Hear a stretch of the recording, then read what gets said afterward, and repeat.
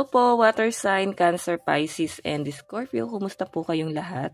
Okay, so water sign, maraming salamat po sa walang sawang pagsubaybay sa ating pong daily horoscope. And kung ikaw ay bago pa lang sa ating channel, mag-subscribe na po kayo and i-click mo na rin yung ating notification bell para lagi kang updated sa ating mga bagong upload. And sa mga interesado pala guys sa ating private reading, wishing candle, ayan, i-message nyo na lang ako guys. Iiwan ko po yung link ng aking Facebook sa atin pong description box below. Tignan po natin ang water sign. Ano ba ang focus ng energy mo ngayong araw?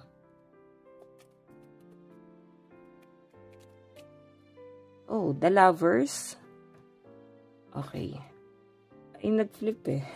Naguluhan lang ako guys kasi yan din yung lumabas sa fire sign. Okay, the Lovers din. Okay. So, ito guys, maring sa love life mo. Yan yung focus mo, no? Or sa mga taong mahal mo. Meron ako nakakita rito water sign, patungkol din sa pera. Pwedeng sa relationship mo sa pamilya mo. Parang gusto ng mga water sign ng pagkakaisa ngayon. Okay? Lalo na pagdating sa mga bayarin, sa mga bills, monthly dues. Yun yung nasa sense ko dito, water sign. Pagkakaisa. Okay? So, lalo na guys sa mga nagkakaroon ng struggle dito pagdating sa finances, siguro meron kayo guys kino-consider din ngayon. Yun nga is yung inyong financial. Okay? So, water sign, ayan, desire, connection. Nakikita ko guys ito sa relationship na to. Nandun yung kagustuhan nyo talaga na parang magtulungan. Okay? Pero siguro, wala naman ako nakita na para bang nahihirapan. Pero I think kinakaya. Okay? Kinakaya nyo yung mga gastusin. Kinakaya nyo yung ang lahat. Kasi pwedeng meron kayong inasahan water sign pagdating sa pera. Okay? Meron kayong inasahan. Pero, ang malinaw na pinakita sa akin guys, hindi habang buhay dapat dedepende doon. Okay? So, tignan pa natin guys. Kung sa love life naman to water sign, I think iniisip-isip mo pa rin yung relationship mo sa isang tao. Nandun pa rin sa point na nahihirapan kayong mag-recover. Or mag-move on. Okay? Or pwedeng iniisip mo yung love life mo ngayon. Tignan po natin.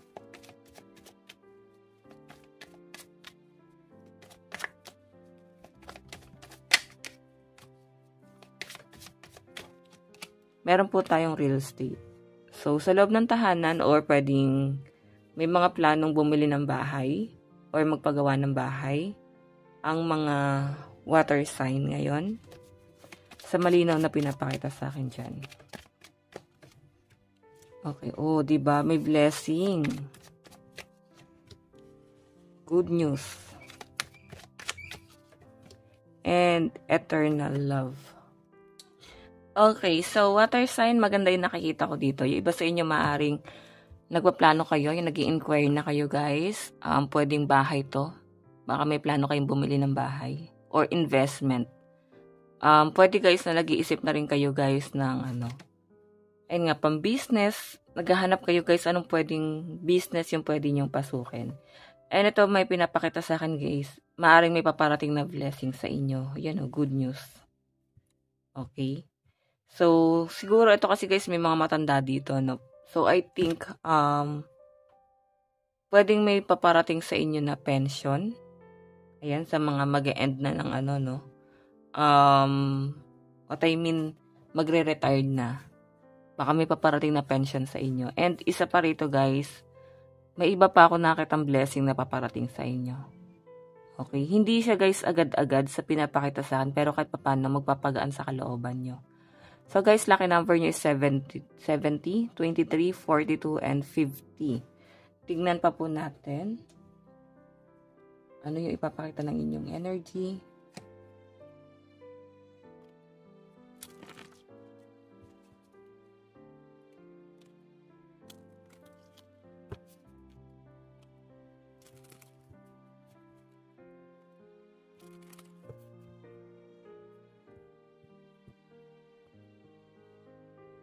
Okay.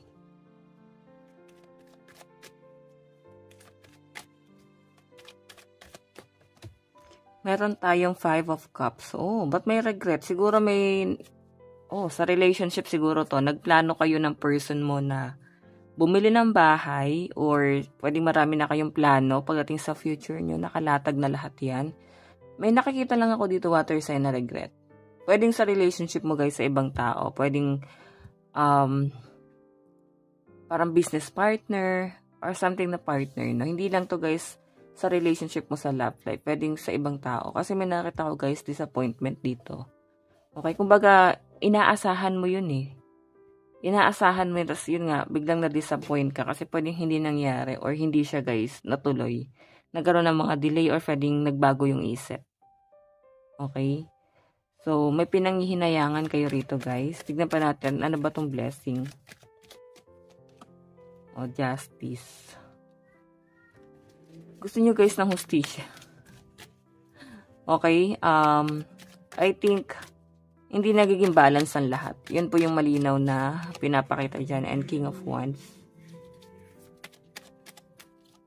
Meron tayong 7 of Pentacles. Okay. So, ito guys, blessing. Tapos, justice po yung nakalagay dyan. Sa malinaw na pinapakita sa akin, parang magkakaroon kayo ng enlightenment, no? Sa isang bagay. Like, maliliwanagan kayo na parang hindi niyo madaling nakukuha yung, yung hustisya. Siguro meron kayong pinaglalaban, lupa, or ari-arian nyo. Pwedeng sa kamag-anak. Ano ba to? Agawan ba to ng lupa?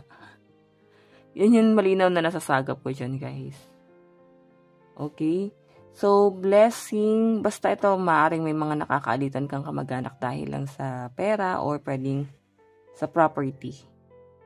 Okay? So, ito guys, good news and King of Wands. Hindi ko siya masabing totally good news kasi mahirap pa rin yung buhay. Or pwedeng nahihirapan ka pa rin. May pinagdadaanan ka. Kumbaga kahit papaano, pampalubag loob. Yun yung mas madaling sabi or sa mas nakikita ko, pampalubag loob. King of Wands. So, may nakikita pa rin ako dyan guys, struggle. So, ito guys, eternal love, 7 of Pentacles, nakikita ko yung pagpo-focus nyo doon sa relationship nyo ng partner mo. As in, nagpo-focus sa'yo yung person mo and ganun ka rin sa kanya. Ang problema lang guys, sobrang focus nyo doon sa love life nyo.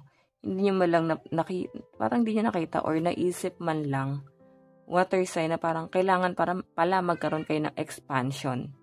Okay, kasi focus lang kayo mismo doon sa relasyon eh. Okay, hindi nyo guys kino-consider yung ibang bagay. Like, kailangan siguro magkaroon ng sa inyo, ng expansion, kailangan magkaroon ng at least parang stability. Walang nakakaisip nun. Pwedeng may naiisip pero hindi talaga siya guys nagwo-work. Okay? Mararamdaman yung water sign, parang lahat nag-feel. Kung hindi yung business, yung relationship mo sa person mo. Bakit?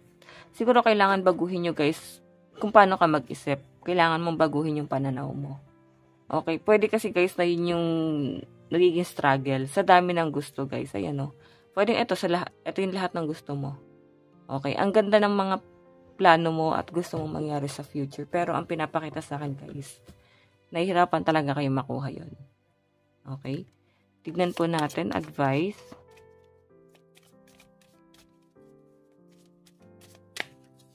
Meron tayong free will. Get out of your cocoon. Ayan, yung iba sa inyo na matagal na stuck sa kanilang comfort zone.